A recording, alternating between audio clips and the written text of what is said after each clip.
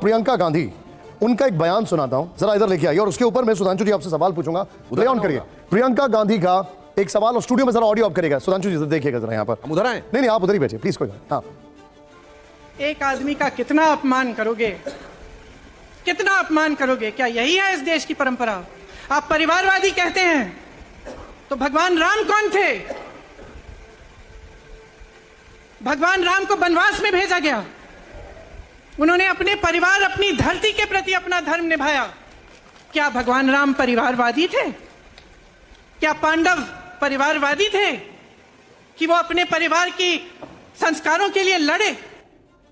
अब सुधांशु जी यहां पर बड़ा सवाल है परिवारवाद, जिसको लेकर आप जाहिर तौर पर अभी आप कर्नाटक में कल प्रधानमंत्री जी ने भी इस पर बोला है, प्रियंका ने उसका जवाब दिया। आपका टेक इस पर? देखिए, पहली बात, कहां भगवान राम और कहां राहुल गांधी, तो कुछ तो सोचना चाहिए। दूसरी बात, मुझे प्रसन्नता भी है। देखिए, इसमें मेरे मन में मिश्रित अनुभूति आ रही है प्रियंका जी का बयान सुन के, क्योंकि महात्मा गांधी की समाधि पर खड़े होकर जहां हे राम लिखा है, उस राम को काल्पनिक कहने वाले, श्री राम मंदिर के विरुद्ध खड़े होने वाले, श्री राम मंदिर के विरुद्ध जिनके नेता वकील का चोला उड़ के खड़े होते थे, राम भक्त कारसेवकों पे गोली चलवाने वाले, कम से कम राम की याद तो आई।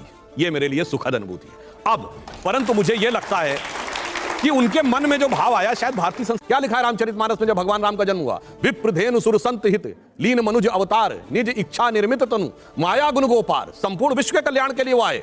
और एक और बात कहूं, तुम्हारा भाई यदि गलत है, इसके बावजूद आप अपने भाई के पक्ष में खड़े हैं, यह राम की नहीं रावण की परंपरा है। कुंभकर्ण को पता था मेरा भाई रावण गलत है, फिर भी उनके साथ खड़े थे। सुनिए, और पांडवों की परंपरा क्या है कि मेरे भाई यदि गलत हैं तो मैं उनसे भी लड़ जाऊंगा, क्योंकि अभ्युत्थानम अधर्मस्य तदात्मानं सजाम्यहम्। तो इसलिए मुझे लगता है, देखिए एक और बात कहूं, कांग्रेस की गति जानते क्या हो गई? महाभारत में बड़ी प्रसिद्ध उक्ति है कि जब दुर्योधन है, उससे कहते हैं विदुर, भाई तुमको भी तो शास्त्र पढ़ाया गया है, धर्म क्या है, सत्य क्या, तुम्हें नहीं पता क्या? तो दुर्योधन कहता है, जानामि धर्मम नच में प्रवृत्ति, जानामि अधर्मम नच में निवृत्ति। सत्य और धर्म क्या है मुझे पता है, पर मेरी उसमें प्रवृत्ति नहीं है। असत्य और अधर्म क्या है मुझे पता है, मेरी उससे निवृत्ति नहीं है। तो वही कारण है कांग्रेस के लिए यह तथाकथित सत्याग्रह में न सत्य के लिए प्रवृत्ति है, न असत्य से निवृत्ति है। लेकिन सुधांशु जी मुझे एक बात बताइए, अब चलिए आपने बताया और बहुत अच्छे एग्जाम्पल दिए, लेकिन एक बात बताइए, हेमंता बिस्वा शर्मा प्रधानमंत्री जी को कलयुग के हनुमान कहते हैं, चिराग पासवान वो कहते हैं कि मोदी जी राम है और मैं उनका हनुमान हूं। जब वो तुलना कर सकते हैं तो ये तुलना करने में क्या बुराई? नहीं, हम ये बात नहीं करें। देखिए, कौन राम का हनुमान है तो बड़ी नॉर्मल सी बात होती है। दो भाई होते हैं, लोग कहते हैं देखिए साहब राम लक्ष्मण की जोड़ी है। कोई पति पत्नी जब शादी तय होती, लोग कहते हैं अरे भाई इनकी शादी हो जाएगी, राम सीता की जोड़ी रहेगी। वो भाव अलग है, परंतु यहां पर जब आप अहंकार से बोलते हैं, और पृष्ठभूमि क्या है? पृष्ठभूमि वो जो मैंने गिना दिया, राम थे नहीं, राम मंदिर के खिलाफ और राम भक्त कारसेवकों के खिलाफ और डे वन से राम मंदिर के खिलाफ, तब आप राम का उपयोग करते हैं तो लगता है कि आप। देखिए, मैं बात कर रहा हूं भाषा शैली की। एक बार आपको सुनाता हूं एक और बयान, जरा ध्यान से देखिएगा, और आपके बड़े कैबिनेट मंत्री हैं जिनका बयान है, आप देखते ही समझ जाएंगे। और जरा स्टूडियो में वॉल्यूम लाउड करेगा, सुनाइए जरा एक बार। The other day you said I am not apologize because I am not Savarkar. You know the contribution of people like Savarkar ji, and you're getting, as I said, getting an ass to run a horse's race. That's my comment. अब ये बहुत चिंताजनक है। अब इन्होंने जो आपत्तिजनक शब्दों का इस्तेमाल किया आपने सुना, इन्होंने किस तरीके से कहा कि घोड़ों की रेस में गधे दौड़ रहे हैं। क्या ये अपमान नहीं है? क्या आप इस बयान का समर्थन करेंगे? देखिए, अगर कोई बात किसी संदर्भ में कही गई, जहां तक तो बयान की बात है, तो उस बयान को मैंने अभी आपके सामने देखा, परंतु मैं ये कहूंगा यह बात किसी को आपत्तिजनक लग सकती है, मैं मानता हूं, मगर वो लोग कहेंगे जो कहते थे बोटी बोटी काट दूंगा। नहीं, तो उसका जवाब कैसे दिया? नहीं, ये नहीं मैं कह रहा हूं। मैं ये कहना चाह रहा हूं, बिल्कुल वीर सावरकर के साथ कांग्रेस की तुलना नहीं हो सकती। जमीन आसमान का अंतर है। क्यों नहीं हो सकती वो बता रहा हूं। और कुछ हद तक जो उन्होंने बात कही, शब्द अनुचित होंगे, परंतु अगर आप देखें तो तुलना के अंदर एक बात है कि जमीन आसमान का अंतर कैसे। वीर सावरकर भारत के एकमात्र स्वतंत्रता सेनानी है जिनको 2 जन्मों का कारावास हुआ, और कब हुआ? 1910। और जाके चेक करिए, 1910 में कांग्रेस का अध्यक्ष एक ब्रिटिश सरकार का सेक्रेटरी विलियम वेडनबर्न था। आप ब्रिटिश सरकार के सेक्रेटरी की सदारत में बैठे हुए थे और उस आदमी के खिलाफ बोल रहे हैं जिसको ब्रिटिश सरकार ने 2-2 जन्मों के कारावास की सजा दी। और दूसरा मैं करना चाहता हूं, कभी कभी जानते क्या होता है, आदमी अपनी वंश परंपरा नहीं समझता है। ये बताइए, सावरकर जी के लिए इंदिरा गांधी जी ने डाक टिकट जारी किया था। अब इंदिरा जी सही है, राहुल जी सही, तो जानते क्या लगता है? अब सुनिए, इतना ही नहीं, राष्ट्रीय स्वयंसेवक संघ पर इतना बोलते हैं, लाल बहादुर शास्त्री जी ने 65 वॉर में गुरु गोलवलकर जी को बुलाया था। 62 की चाइना वॉर में संघ ने, राष्ट्रीय स्वयंसेवक संघ ने उन नेहरू जी का जिन्होंने उन पर प्रतिबंध लगाए थे, इतना साथ दिया कि नेहरू जी ने खूब प्रशंसा की और 26 जनवरी 63 को बुलाया। मगर अफसोस, इंदिरा गांधी से लेकर असली गांधी से राहुल गांधी तक आते आते बुद्धि ऐसी बदल गई, मतलब कुछ अब शब्द नहीं प्रयोग करना चाहता हूं, ऐसी बुद्धि हो गई कि एक लाइन में कहूं, बूढ़ा वंश इंदिरा का उपजा राहुल लाल, सारी लुटिया डुबो दई है, ऐसा किया कमाल। अब यहां पर जो तालियां बज रही हैं, मैं आपको एक और बयान सुनाने जा रहा हूं। अब कांग्रेस आपको यह बयान याद दिला रही है। थोड़ी देर पहले जब हमारा जिक्र चल रहा था, जब हम बातचीत कर रहे थे कि नीरव मोदी किस समाज से आते हैं, तो कांग्रेस ने एक बयान उनकी तरफ से बार बार बताया जा रहा है। प्ले ऑन करें इसको, जरा लाउड रखिएगा स्टूडियो में।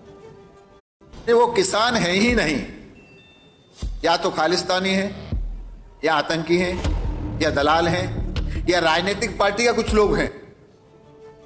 अब ये सवाल देखिए, वो ये कह रहे हैं कि अगर उन्होंने मोदी शब्द का इस्तेमाल किया राहुल गांधी ने, तो वो पूरे ओबीसी समाज को आपने कनेक्ट किया। लेकिन इसको क्या कहेंगे जो साक्षी महाराज यहां पर कह रहे हैं? उसके बाद मैं अपने मेहमानों के पास आऊंगा, जयशंकर जी के पास। साक्षी महाराज से पहले कांग्रेस के सांसद रवनीत सिंह बिट्टू ने कहा था कि वो खालिस्तानी है, और जो पंजाब के पूर्व मुख्यमंत्री और जो आतंकवादी हमले में शहीद हुए बेअंत सिंह जी के बेटे हैं, इन्होंने से रिपीट किया है। और मैं चैलेंज कर कहता हूं, चेक कर लीजिए इसकी डेट और रवनीत सिंह बिट्टू के स्टेटमेंट की डेट। सबसे पहला स्टेटमेंट कि उस आंदोलन में इस तरह के लोग घुसे हुए हैं, उन्होंने कहा। अच्छा, एक और बात बताइए, उसी आंदोलन में कम से कम हम आसाम की नेक काट दें, इसका क्या कनेक्शन था किसान आंदोलन से?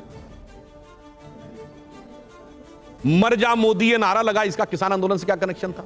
और सुनिए, मुझे तो दुख ये होता है कि कांग्रेस वालों के आत्मसम्मान किया गया, ये शब्द प्रयोग किया गया, विनम्रता से कह रहा हूं, कोट अनकोट में, हमने इंदिरा को ठोक दिया था और मोदी के साथ भी यही करेंगे, अनकोट। उसके बावजूद आप उनके साथ खड़े हुए। और एक और बात मैं कह दूं, अब तो किसान आंदोलन सब पुरानी बात हो गई। हकीकत में यह समझिए, जो पंजाब के सबसे बड़े किसान नेता थे वो चुनाव लड़े और जमानत जब्त हो गई। उत्तर प्रदेश के जो सबसे बड़े किसान नेता थे, वो उनके गांव में भाजपा को वोट उस बूथ पे ज्यादा मिला, ये महत्वपूर्ण नहीं है।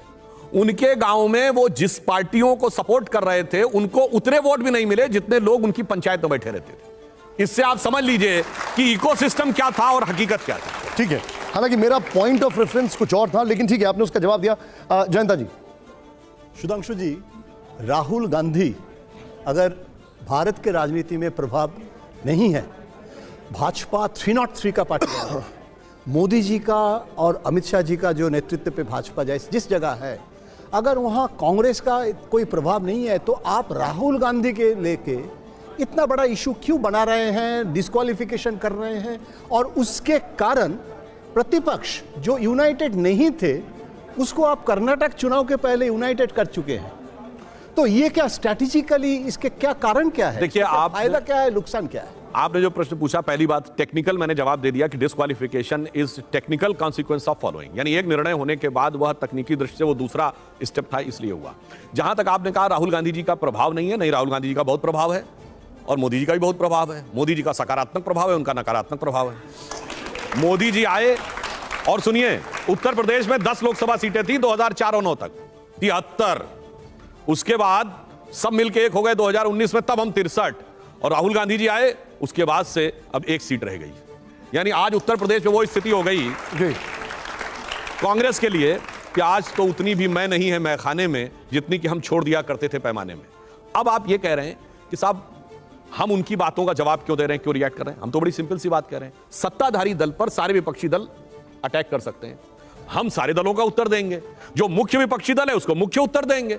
यद्यपि टेक्निकली लोकसभा में नहीं, पर राज्यसभा में तो टेक्निकली मुख्य विपक्षी दल, और यह यथार्थ है कि कांग्रेस मुख्य विपक्षी दल है। या तो कांग्रेस कह दे कि हम मुख्य विपक्षी दल नहीं है, तो हम मुख्य उत्तर उनको देना बंद कर देते हैं।